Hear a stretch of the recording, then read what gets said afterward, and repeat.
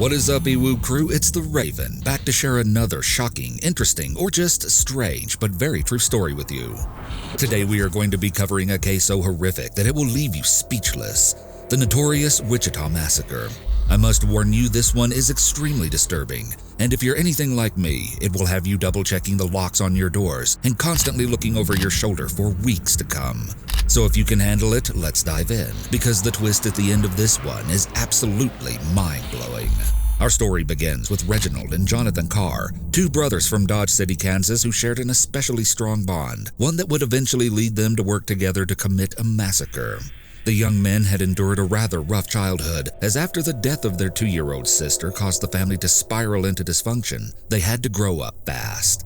It has been alleged that abuse and neglect were prevalent in their formative years, and some family members have even come forward with allegations that Reginald and Jonathan were victims of violating assaults that we cannot discuss in detail here on YouTube, purportedly at the hands of their mother's various boyfriends over the years. By the time Reginald was 18, he had been through his fair share of physical altercations in school. Meanwhile, his younger brother Jonathan, at only 16 years old, had even attempted to take his own life whilst in high school. By the time the Carr brothers reached their early adulthood, neither of them were strangers to local law enforcement. 22-year-old Reginald and 20-year-old Jonathan were said to have had a lengthy criminal record, one that they intended to make even longer if given the chance. And unfortunately, that chance would come sooner rather than later. The two ended up traveling to Wichita, Kansas, with the intention to do something that neither of them had ever done before. And one cold night, soon after their arrival, a young man named Andrew Schreiber unfortunately found himself in the wrong place at the very worst time. Keep in mind, it was winter in Kansas, and the temperature had been dropping below freezing, so most people had chosen to be safe and cozy within their own homes. But not everyone was so lucky. Andrew was intercepted at gunpoint while returning to his vehicle after shopping at a convenience store, and his captors drove him around to different ATMs, forcing him to withdraw money for them before taking him to a remote area, shooting holes into one of his tires and leaving him there. Now, this event is interesting because although many people think of it as the first stop on the brothers' crime spree, only Reginald was ever actually convicted of this crime, and Jonathan was found not guilty in relation to this incident, meaning that whoever Reginald's accomplice was remains unidentified to this day. Only 3 days after the attack on Andrew, Reginald and Jonathan were driving through neighborhoods in Wichita when they stumbled upon a woman who had been sitting in her car parked in her driveway. Some sources report that the brothers had actually intentionally followed her home. Either way, to the Carr brothers, she seemed like the perfect target, especially because the woman, Anne Walinda, was 55 years old and wasn't much of a match for both of the men. Anne, a cellist and a librarian, was extremely startled when one of the brothers approached her vehicle seemingly out of nowhere and indicated to Anne that he needed help. Anne complied and rolled down her window to see what he needed. The second she did so, she found that the stranger's expression had changed completely, and he raised a gun to her eye level. Anne had been so startled by the sudden change of the situation that she instinctively went to start her already running SUV, causing the engine to sputter and grind. As she rushed to put the car in reverse in an attempt to escape, one of the brothers fired 3 shots into Anne. One of the bullets ended up severing her spine. Somehow, in her pain and confusion, Anne managed to pound on the horn of her car, getting the attention of her neighbor across the street, who called the police. Almost immediately, the Carr brothers fled. When officers arrived at the scene of the crime, Anne's attackers were nowhere to be found. Anne was quickly rushed to the hospital where she was able to give a rather basic description of the two men who had ambushed her and the car that they had been driving in. The descriptions that Anne provided to police were not much, but they were enough to lead investigators to assume that they were potentially dealing with the same attackers who had targeted Andrew just days before. Unfortunately, the gunshot wounds that Anne had sustained proved to be fatal, and shortly after the incident occurred, Anne died. I wonder if the brothers were planning to rob Anne here, or if they were just killing for the sake of killing. It would soon become evident that these crimes brought them some sick sense of entertainment, but in 1,000 years I couldn't have predicted how twisted their fantasies were about to get. Despite having just gone to a shocking new extreme, the Carr brothers were far from done. So they made another attempt at satiating their desire for violence. And at this time, it was far more gruesome than anyone could have imagined. If you were disturbed by sensitive and graphic discussions, this is your last chance to bow out before it gets truly dark. On Thursday, December 14th, 2000, a woman whose identity has been kept secret for her own protection and privacy, but is referred to as Holly G., had gone to spend the night at her boyfriend's home. Holly's boyfriend, Jason Beffert, was a science teacher and coach who lived with a few roommates, 27-year-old financial analyst Bradley Haka and 29-year-old priesthood student Aaron Sander. Together, the three young men coexisted and occasionally welcomed the company of their respective girlfriends. At the beginning of that fateful evening, Holly arrived at Jason's apartment with her pet schnauzer, Nikki, at approximately 8:30 p.m. Jason wasn't home yet, so his roommates let Holly into the apartment while she waited for him. Holly went into Jason's room and proceeded to watch some television aimlessly, and as she was a teacher herself, she passed the time grading papers. Aaron's former girlfriend, Heather Muller, who was a church preschool teacher, arrived shortly after, and as the time passed throughout the evening, she found herself sleeping in Aaron's bed, while Aaron slept on the couch downstairs. Bradley, meanwhile, slept in another room that was located in the basement.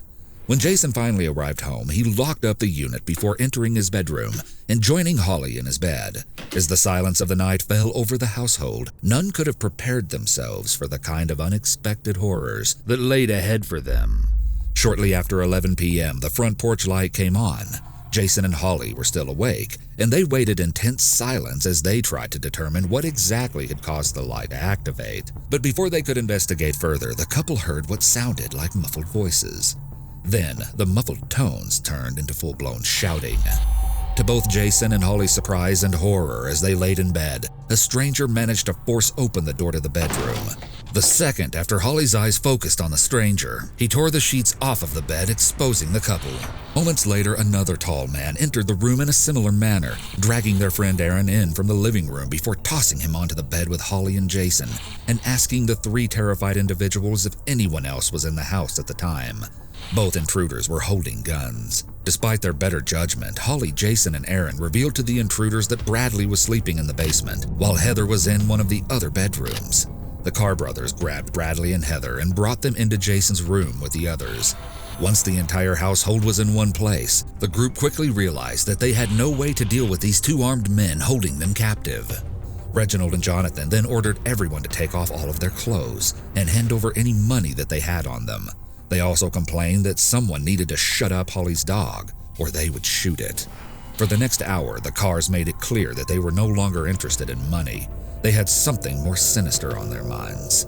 Reginald and Jonathan forced the victims into Jason's bedroom closet. Then, in different groups, they would bring them out into the hall and make them sit near the household's bar and force them to engage in intercourse with one another. Someone urinated in the closet out of fear. Throughout the incident, the Carrs forced all of the men and Heather to engage in non-consensual intercourse with Holly. Aaron had recently become a divinity student and could not bring himself to do so, but he eventually complied after being hit hard in the back of the head. Eventually, the Carrs sent Holly back to the closet and replaced her with Heather, who underwent the same horrific treatment. Once the Carr brothers had forced the entirety of the group to partake in their plans, they proceeded to ask who of the victims had ATM cards. Reginald took the victims one by one to nearby ATMs in Jason's own pickup truck. He then forced them each to withdraw as much money as possible, ending up with around $2,000 total from all of the victims. While Reginald was away, Jonathan decided to take the situation into his own hands. Jonathan brought Holly out of the closet and proceeded to assault her as well. Once he was finished, he then did the same to Heather. After Holly's trip to the ATM, Reginald proceeded to assault her as well, before Jonathan again violated both young women. But Holly was the most scared when Reginald spoke one simple sentence: "Relax, I'm not going to kill you yet." Once they were satisfied, the Carr brothers ransacked the house and searched for valuables. As they did so, they came across an empty coffee can or a popcorn box. This detail is debated. Under Jason's bed, inside of the can or box was an engagement ring. The men swung open the closet door and shouted, "Whose is this?" Jason weakly raised his hand, and the intruders asked him if it was the only one of its kind. With a sad, flat expression, Jason nodded, looked at Holly, and croaked, "That's for you. I was going to ask you to marry me." That's how Holly found out her boyfriend had planned to propose on Christmas Eve. Unfortunately for the couple, that ring would never end up on Holly's finger. About 3 hours after the hellish night had begun, the brothers led all of the victims outside into the yard. One by one, they were forced into 2 cars and taken on a short drive away from the house. Once both vehicles came to a stop, the Carr brothers forced everyone into an empty soccer field and told them to kneel. The most horrible feeling flooded over each of the friends as it dawned on them what was about to happen. "Oh my God, they're going to shoot us," Holly cried. One at a time, Reginald and Jonathan shot each of the victims before watching the young friends bleed out in the snow. The silence of the dark field interrupted only by each friend pleading for their lives, but to no avail. Holly was last, and after this final bullet was fired, the brothers kicked her limp body so it fell face down into the snow alongside the others. Then the Carr brothers ran over each of them with a truck before speeding off into the night. The scene was absolutely horrific, but despite the brutality of their actions, the Carr brothers had almost pulled off the perfect crime. Almost.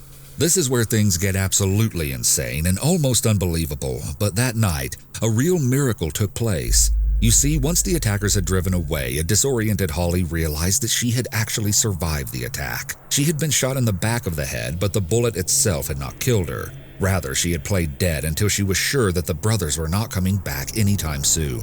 But how in the world had she made it out of this dire situation alive? Well, it turns out she had a hair accessory to thank.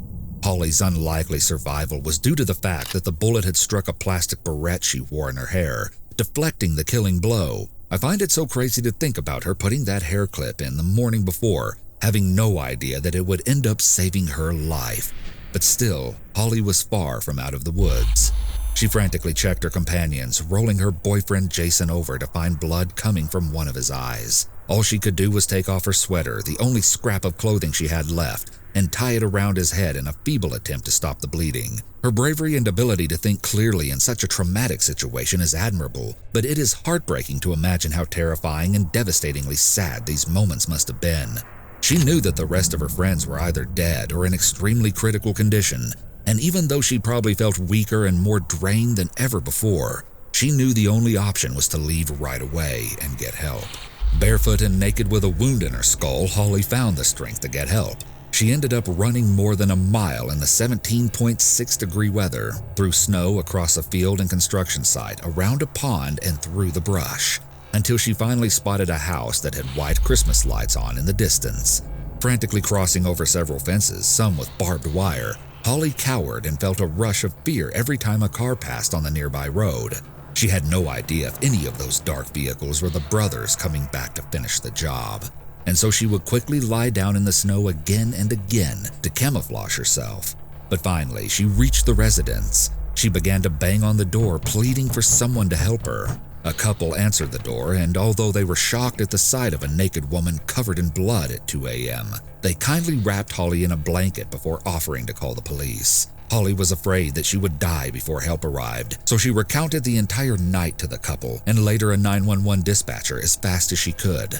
When the police pulled up outside, Holly was in fact still alive and was subsequently questioned before she was sent off to the hospital, where she ended up surviving her wounds, which included a fractured skull and frostbitten feet. But sadly, her friends and dog were not so lucky. After the Carr brothers had shot everyone, they returned to the house and killed Holly's dog with a golf club. I have no idea why they would feel the need to do this, but I guess I shouldn't even be surprised at this point. Now, I find what happened next really intriguing. So law enforcement goes to the apartment where these atrocities had just occurred so they could secure the crime scene.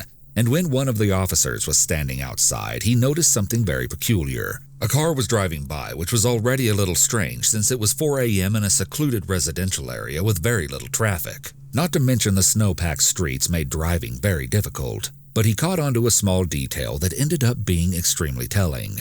The driver stared straight ahead the whole time while passing, not once acknowledging the obvious crime scene surrounded by police tape, and then the vehicle headed back in the direction it had first come from. This was so suspicious that the officer took down the license plate number and instructed a sergeant to pull the car over and identify the driver. When the man behind the wheel handed over his identification, it turned out that it was indeed Reginald himself. However, at this point, the officers didn't have enough information to know their culprit was right in front of them. And so after a short stop, Reginald was allowed to continue on his way. From what I could gather, it seems that police were only on the lookout for Jason's stolen truck at this point, and so the white Plymouth that Reginald was driving didn't alert them. But get this, he was actually on his way to swap cars with Jonathan, so little did he know he had just escaped by the skin of his teeth. It wouldn't be until later that morning when Reginald went to his girlfriend's apartment that the jig would finally be up. That's because one of the neighbors who was watching the news was horrified to notice that the exact pickup truck police were looking for in relation to a quadruple homicide was parked outside right next to his own vehicle. The man watched as someone carried a big TV out of the pickup truck and into their apartment, and then he quickly ran to his car and sped to the nearest police station to report what he'd observed. Sure enough, when officers arrived at the apartment complex, they were sickened to see the discarded bedding and clothing of the 5 friends who had been attacked strewn around the area. When police knocked on Reginald's door, he actually moved like he was going to jump off a side balcony to escape, but it was too late and he was surrounded. Meanwhile, Jonathan was in store for his own rude awakening. He had been staying with a friend and was shocked when she confronted him in the morning about the news reports, after she realized that he was wearing the exact clothes police said their suspect had on, as well as the fact that one of the cars authorities were looking for was parked right outside. Reginald's girlfriend had reportedly described the white Plymouth that Jonathan now had to police. At first, I couldn't believe Jonathan didn't take the time to at least change his outfit for this very reason. But then I remembered, oh yeah, he didn't think they'd left behind any witnesses, so why bother? He hesitantly asked his friend how she knew about all this stuff, and boy was he floored when she explained that one of the victims had actually survived the brutal attack. Long story short, the police were soon called, and after a brief foot chase, Jonathan was apprehended as well. And get this, one chilling detail I found while researching was that while he was riding in the car following his arrest, he asked what capital murder was, how the death penalty was administered, and whether a person who received a lethal injection felt pain. I just find these questions kind of eerie considering how little empathy he had for the helpless victims just hours earlier. Ultimately, the Carr brothers were linked to the other recent crimes in the Wichita area. The state charged each of the brothers with more than 40 counts, including murder, and the jury returned separate guilty verdicts. As I mentioned earlier, both brothers were convicted when it came to the Anne Walinda shooting and the quadruple murder, but Jonathan ended up being acquitted of all counts related to the carjacking of Andrew Schreiber. In the end, they were both sentenced to death, though their final sentence has been up in the air for years, as debates over the death penalty continue. On a slightly lighter note, reports say that during the trial, Holly and Andrew Schreiber comforted each other, and it is believed that the two eventually started a relationship and years later got married. The Wichita Massacre is a terrifying story, one that forces all who hear it to wonder why the Carr brothers committed such heinous crimes. A former FBI agent summed it up best when he admitted, "We can't find the motivation other than evil." And perhaps that is all the motivation some folks need.